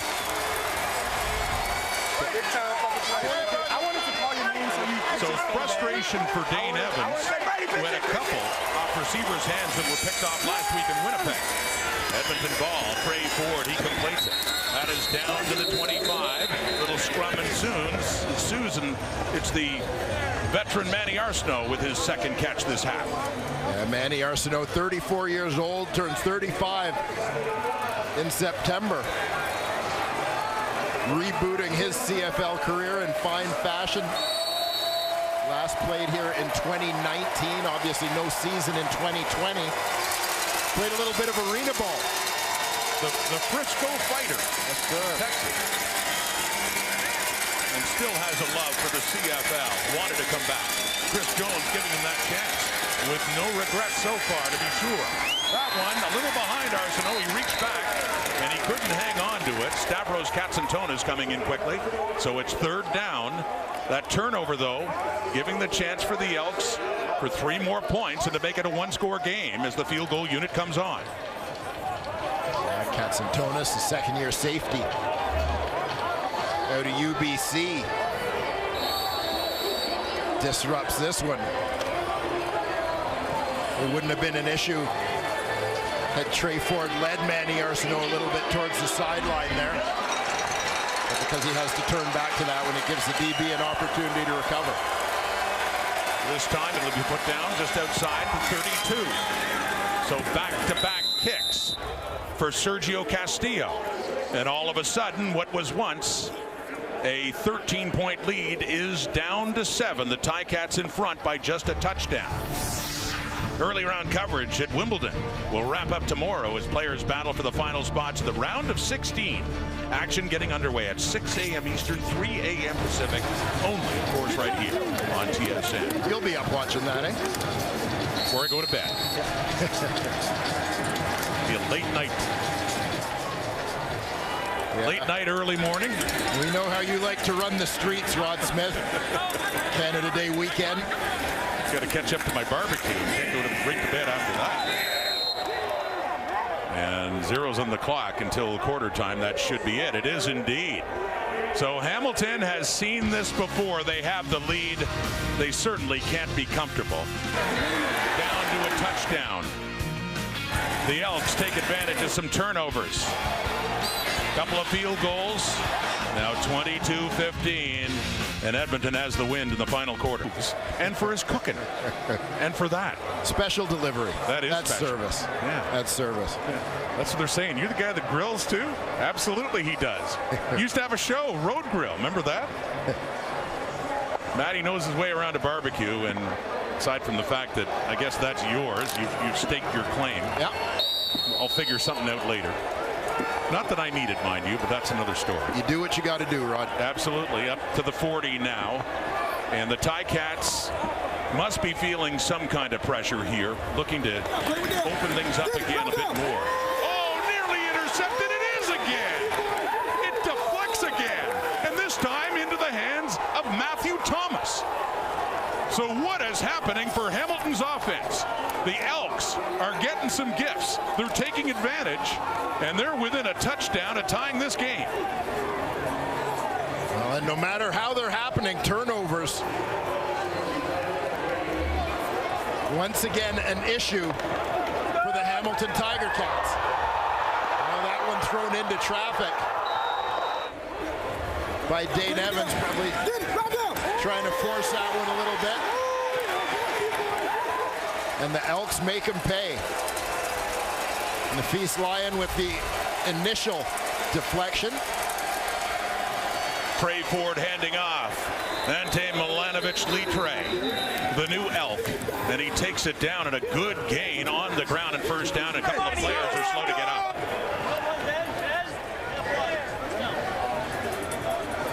And there you'll see 3 Elks defenders converging on Poppy White as that ball is thrown. One of them deflects it. One of them intercepts it. Back-to-back picks here for the green and gold, as they are within a score with a quarter to play and the wind at their backs. The picture looking different now for Hamilton, even though they are still leading. Bear in mind, they had a huge lead against Calgary a couple of weeks ago, well documented. They ended up losing that game in overtime. 7-point difference. Quickly to Darrell Walker, and he drives his way down after the catch to get it inside the 20 and close to first down for Edmonton. Nice effort there from Darrell Walker, grabbing that one in traffic and trying to move the pile towards that first down marker. It'll be very close, about a half-yard shy, where they're marking the football inside the Hamilton 20.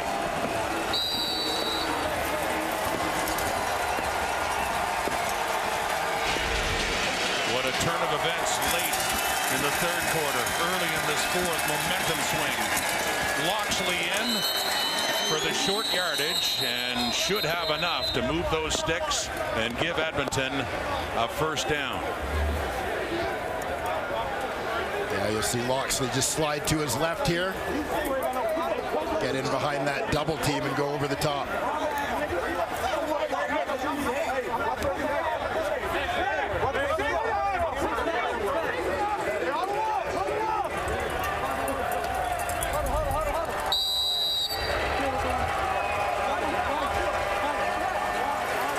Fourth quarter, driving north with a breeze at their backs. The leaders on the defense, Simone Lawrence, leading tackler in Hamilton Tiger Cats history. What a spot for that defense now in 1st and 10 from the Hamilton 17. Stepping up is Ford. Has a bit of room, and he spins, and he gets it down inside the 10. Trey Ford using the legs as well. Another carry for him. That was his 6th. Well, you'll see a couple of Elks players both kind of running the same route towards the flat. They're in the same territory that I think there's probably a bust in terms of assignment here. I think this isn't a case of Trey Ford feeling pressure and taking off. I think this is the young quarterback recognizing that this play is broken down. And he's looking to turn it into something positive. Gets it just inside the 10, a 2nd and 3. Throwing touchdown for the Edmonton Elks and Kenny Lawler. And they are a 1-point conversion away from tying this game. A touchdown pass for Trey Ford, his first in the Canadian Football League. Yeah, they're leaving the ball sitting on the ground. I can't help thinking someone might want to grab that for the quarterback. Trey Ford finds Kenny Lawler in the window. Lawler gets it over the goal line. giving Sergio Castillo an opportunity to tie this one up with the extra point. On a day we celebrate Canada Day, what a week it's been to celebrate the Canadian quarterback in the CFL. Touchdown pass by Trey Ford. The point after by Sergio Castillo. And with so much talk, and rightfully so, about the BC Lions, Nathan Rourke. Trey Ford at the University of Waterloo in a 5-play drive gets the touchdown toss, his first, into the hands of Kenny Lawler. CFL touchdown pass to Kenny Lawler that's made this a tie game in the fourth quarter. What a story looming here in Southern Ontario. The Elks, the Ticats, neither has won in 2022. And that kick, with the breeze helping, will put the Elks on top. Untouched. Oh, untouched though, excuse me. Untouched through the end zone. Excuse me, you're right, untouched. You don't put that point on the board, but another look here at the touchdown. Yeah, you'll see Kenny Lawler, the receiver, just off the wing here, and you're going to watch how the linebacker here is going to widen. All the DBs are way back at the goal line. Lawler sees the linebacker widen. He's just going to sit down in that hole, make it an easy throw. No point is scored. It's first down on the 25-yard line.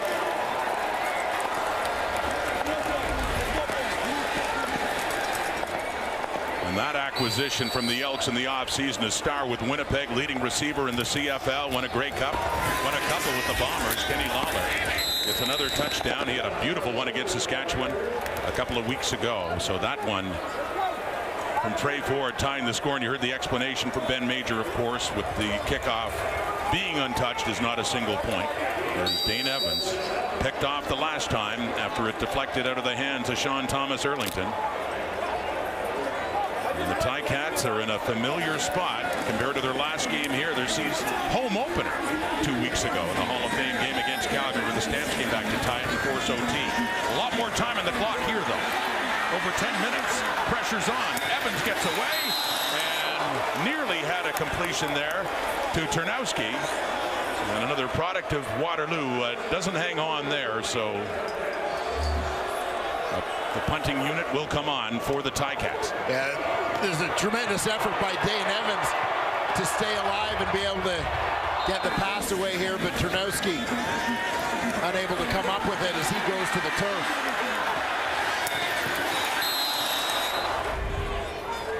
And so Simon Laurier, right after Edmonton got the touchdown to tie it, they're going to get the ball back. Laurier standing inside his 15 to get it away. Charles Nelson, flag comes out for no yards, so tack 15 more on this one after a punt to 37. It's at midfield with the penalty. They will get closer to taking the lead. Elks foot 2009. Don't say anything, Mr. Ford. You got any ideas? I have a thought. Consider who's playing tonight. That's all I'm going to say. We will reveal the answer shortly. And a big penalty pushed Edmonton back when it looked like they'd have great field position, and back further they go as Stavros Katsantonis takes down Kenny Lawler on a botch play, bobbled, and all of a sudden, instead of being in Hamilton's zone, Edmonton's going backward. Yeah, keep an eye on Lawler coming in motion. Always got to be careful when you're motioning between the quarterback and the center. Your timing better be good. That one catches Kenny Lawler in the arm. He's fortunate to react and get on the football, particularly given the field position, but big loss there for the Elks. Back at their 23 now in a 2nd and 22. Dumping it off softly over the middle is Ford. Gets it in the hands of Ante Milanovic-Litre, who gets a lot of the yardage back up across the Edmonton 40.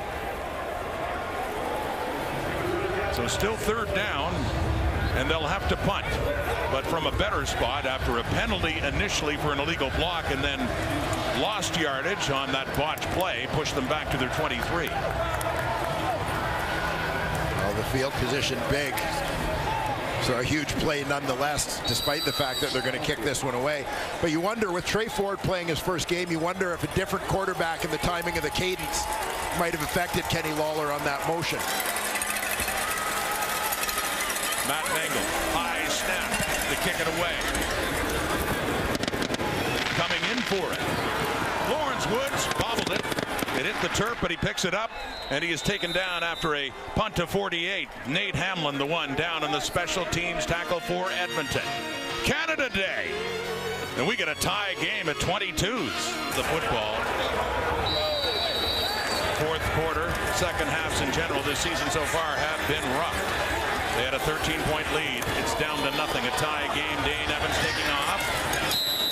And he gets taken down after a gain of a few yards by Enoch McConzo. And this is what I'm talking about, Dwayne. The difference in the second half, especially as you look at Hamilton's line score, starting strong, not finishing strong. Yeah. Certainly an issue in their last couple of home games, contributing to that. You know, and we were kind of surprised at the start of this game, again, knowing that typically in this stadium, and my apologies for beating the dead horse about the wind in this stadium, but it has been such a factor so consistently that teams typically, when they win the coin toss, typically choose to take the wind in the fourth quarter of the game.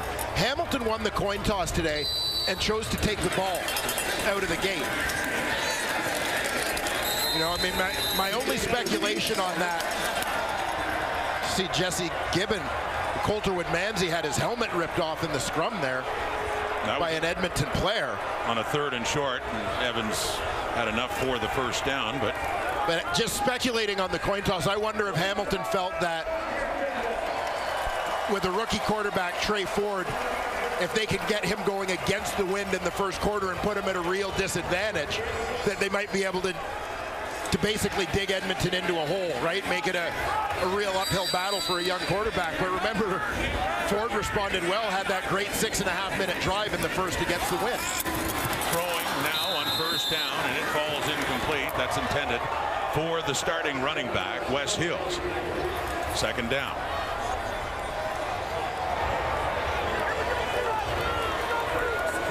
You see the upright flags, and they are pointing to the north against Hamilton in this fourth quarter. Ticats, as you pointed out, won that toss, took the ball. So Edmonton got to choose in the second half and wanted the wind in the fourth. 2nd and 10. Hamilton 38. Deep ball. Evans wide open. Tim White, midfield. First down, Hamilton. Gain of 17 yards. Well, Tim White working that deep out. See how far off of the halfback Treston Decoux was playing. White just gets the first down yardage, breaks it out. He knows he's got enough of a cushion to allow Dane Evans to make that throw. And that's the first catch of the game for David Ungerer. And another first down. Getting that one down around inside the 45. The Ticats taking what they're being given here in front of the Edmonton defenders. Handing off, out of shotgun. It's Wes Hills taking it down to about the 31. That's a gain of 14 for Hills on the carry. Hamilton running the football more tonight, and this is a critical situation here in the fourth quarter, under 5 minutes to go. And there you saw in the cut, Hills almost blew a tire there as you saw his right foot kind of slide out from under him, but able to recover, turn it north-south to pick up a third consecutive first down for the home squad. The Ticats lost their lead. Now they're trying to get it back around the 30. The play fake and lots of time and just dumping it off to Poppy White. Has a bit of room, taken down by Nafis Lyon, but inside the Edmonton 25. And an injured Elks player is on the field. And nice patience from Dane Evans on that play with two defenders between he and White. He basically held on to the ball and forced them to make a decision, forced them to play him before he threw the football. Here you'll see as Evans goes to his right, White is right in front of him, and you see he's got two defenders there in a bit of a bind. So he's got to hold on to the football, hold on to the ball, and move towards the line of scrimmage. Both defenders take the bait and move towards Evans as he approaches the line of scrimmage. That's what allows him to dump it off to Poppy White. That injured player is defensive end Matt Thomas. You just saw him in that play. And Malik Tyne has now come on to take his spot at a critical point for this Edmonton defense, and a second down and 4 yards to go just inside the Elks 25 is Hamilton. So Thomas, who had an interception and a big one at that here in the second half to set up a field goal to get the Elks closer, is up and limping off the field. In his second year at a Florida State.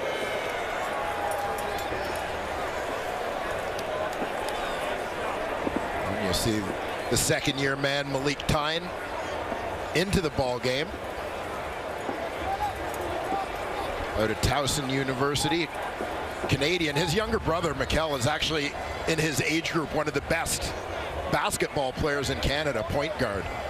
Absolutely fantastic. Played last year for the Canadian U16 team at the FIBA Americas tournament. Averaged about 15 a game. So Tyne is in. You see him near the top of the screen at right end. 2nd and 4. Edmonton 25. Handing off. Poppy White on the sweep, and he is going nowhere. Lost yardage, and some good work by the Elks defense. The ex-Argo, Treston Deku, coming up, and it's 3rd down. And Hamilton, Michael Domagala coming out, will have a chance to take the lead again. Well, terrific job in run support there by the halfback Treston Deku to fight off his block, get up the field with outside leverage, not allow White to get around the corner on that one. Michael Domagala, he is 2 for 3.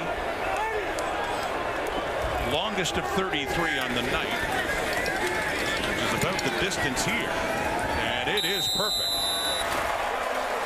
for the former Carlton Raven, Michael Domagala, and Hamilton leads again. Well, you heard the question before, and here is the answer. He's in the game tonight. Then with the BC Lions, Emmanuel Manny Arsenault. And that's how the Manny Show got started on a Friday night back in 2009 against the Saskatchewan Roughriders, his first CFL touchdown. Here we are 13 years later. Manny's still getting it done, the Elkhorn State product. Spent a little bit of time in the National Football League between stints in BC. As we mentioned last year, playing arena ball. I asked him his memory. He did remember that touchdown, that first one. His second CFL TD came a week later here in Hamilton at Iverwin Stadium in 09. And a touchdown against Calgary last week in a 100-yard receiving game. And here is Santi Milanovic-Litre, busier here in the second half. And a good carry. The Elks down 3, just under 3 minutes to go. A field goal separating these two teams, both looking for win number 1. Trey Ford, first CFL start, fired, and that's coming up Wednesday. 4 twins coming out of U Sports. There's one there, and Trey Ford, a flag out, gets it to Manny Arsenault, who eludes that tackle, and he picks up some yards after that catch to get it up across midfield. And a flag does come out. Holding Edmonton, number 57. It's a 10-yard penalty. Will replay first down. So negates that, but you got, Tyson Philpott. We saw him last week. Jalen Philpott got in for Calgary. Then you got the Ford twins, Tyrell. Remember the Winnipeg Blue Bombers.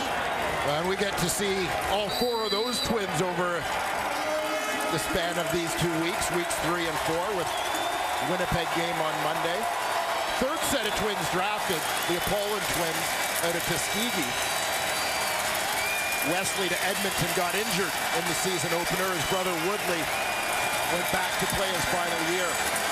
College eligibility. Excuse me, Dwayne, and completing that one to Arsenault again. They were pushed back because of the penalty, but bottom line on this Canada Day, as you well know, perhaps better than anyone, lots of great Canadian football talent. Yeah, there's absolutely no question.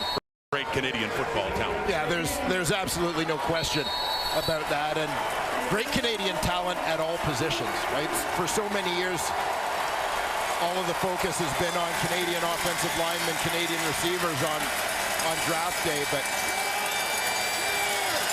things have changed. Big second down and 15. Ford, it is knocked away. It's deflected by Mason Bennett. And that forces a third down with just under 2 minutes to play. And the Elks are trailing by 3. Mason Bennett got his hands up. And the punting team is coming on for Edmonton. Yeah, the Elks are going to put their faith in their defense here to get the ball back and hopefully get it back with a short field if they're able to get a good punt here. We've seen Matt Mangle with a couple of well-placed boots earlier in this ball game to pin the Ticats deep. He had an inside the 10 earlier. Could certainly use one now. Softer kick. Takes a hop, heading down inside the 10. Nicely placed punt of 58 yards. And he is taken down. Lawrence Woods is right at the Hamilton 10. So Dane Evans coming on at a critical point with 1:47 on the clock and protecting a 3-point lead. Well, home had been so sweet for Orlando Steinauer of 16-4, but they did have the loss in their home opener 2 weeks ago after having that big lead and trying to avoid the same fate tonight. That has been part of the mission under Orlando Steinauer to defend your ground, take care of business here in their home park. They've done it very well, but the Elks giving them all they can handle tonight. 1:47 on the clock. Edmonton's defense needs a stand. They need a 2 and out. Evans keeps it. Ball comes loose. Elks have it, and they have the touchdown. Oh my goodness. Jalen Collins picks up the fumble by Dane Evans. And not only does the defense get a stand, they get a score with 1:38 on the clock. And the Ticats must feel just sick. We showed that second half line score earlier. You know, the turnovers have absolutely been their undoing. That one punched out on the tackle. That's the free safety, Scott Hutter. Making the big play to pop that ball loose. And Collins with the scoop and score to give Edmonton the lead. Timeout, Edmonton.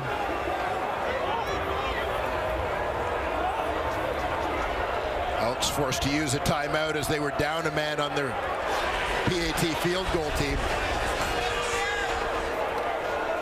And a state of disbelief on that Ticat sideline, Dane Evans.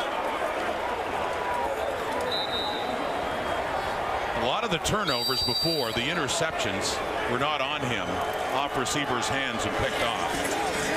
That time coughing up the football.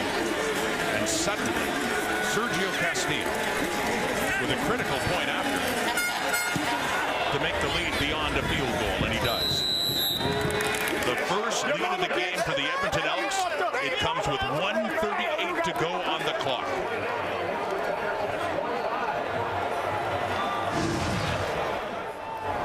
All turnovers.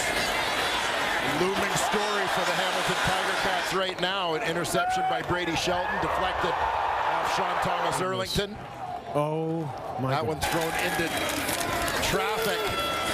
And most recently, Scott Hutter punches the ball free from Dane Evans. Jalen Collins scoops it up and runs it in. He out there. And the Edmonton Elks, who hadn't started 0-3 since 2010, 0-4 start that year. The Ticats have never won on Canada Day in 4 tries before.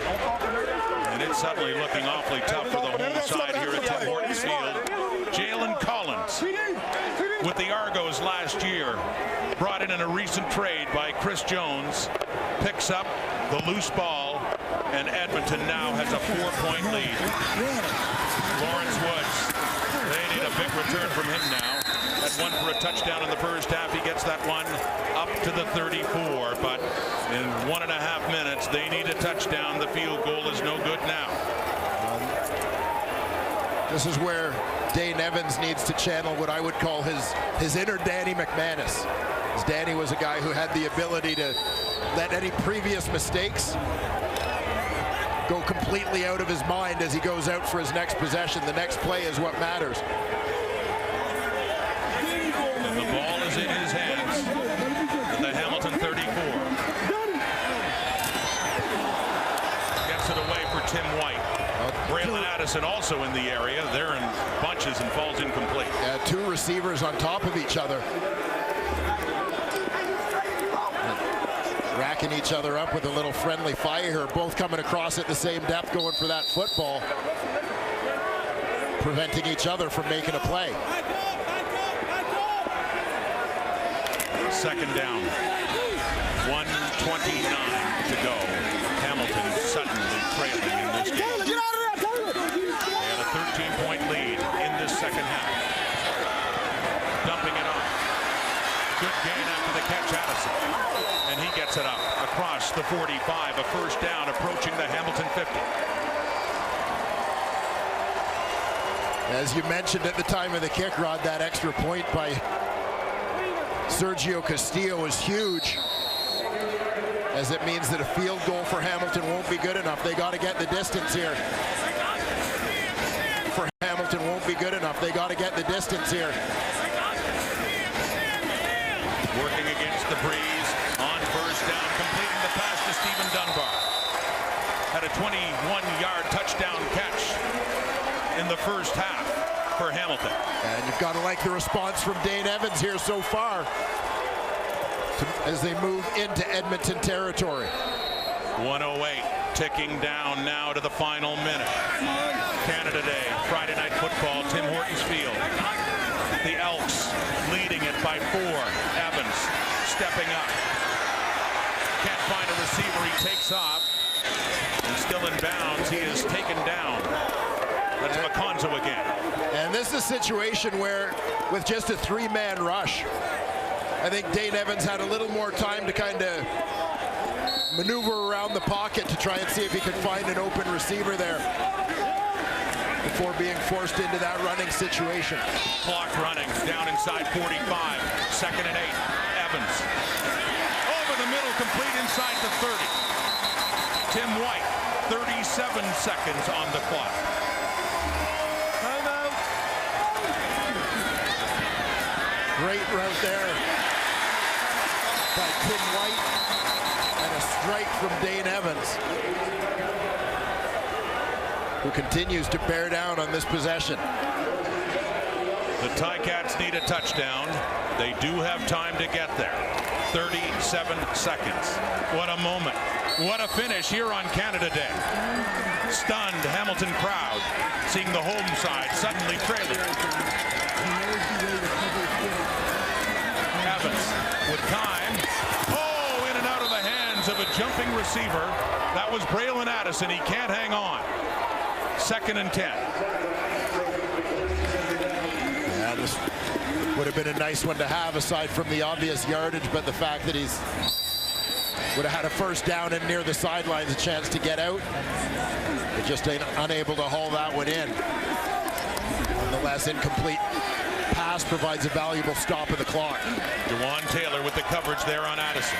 Another big 2nd down, 32 in the clock. Just another 3-man rush as they drop back. Oh, and nearly have another interception.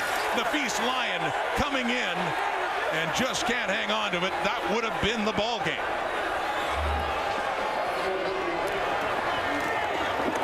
And Edmonton on this play did an excellent job getting hands on Hamilton receivers off the line of scrimmage.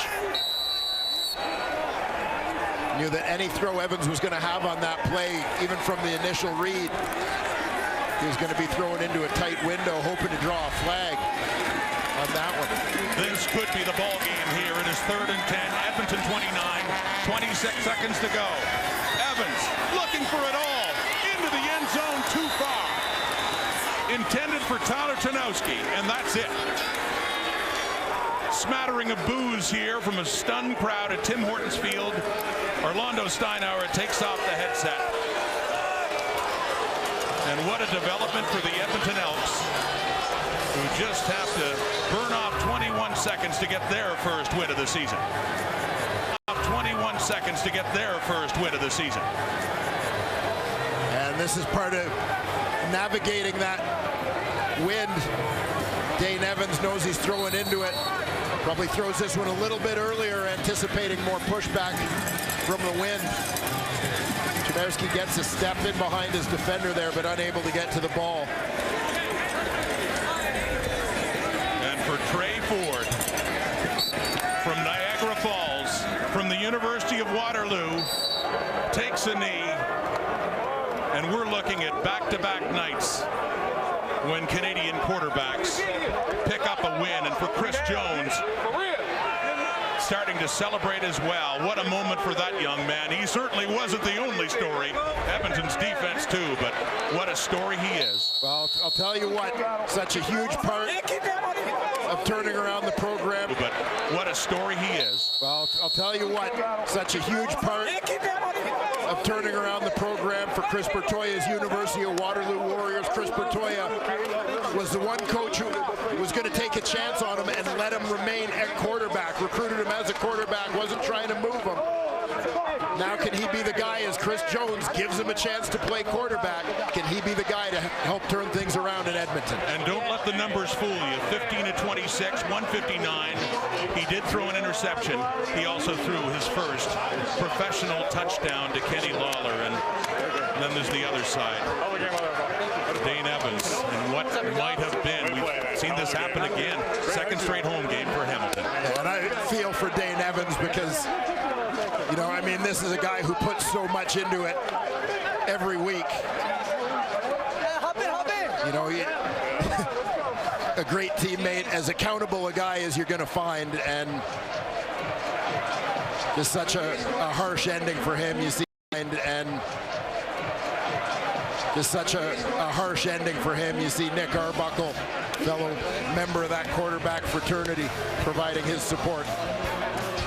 They were teammates in college. Tremendous combination. Ford to Tarnowski tonight. It was Ford to Kenny Lawler for the touchdown. And defense was great in the second half for Edmonton, outscoring in the fourth quarter 14-3 for the second half for Edmonton. A comeback for the Elks. They have their win, and for the Ticats, they've dropped to 0-4. First 0-4 start since they started 2017 at 0-8. Trey Ford to Kenny Lawler. The Elks win it. Sports Center is next with Sarah Davis and Kelsey Braid. Thanks for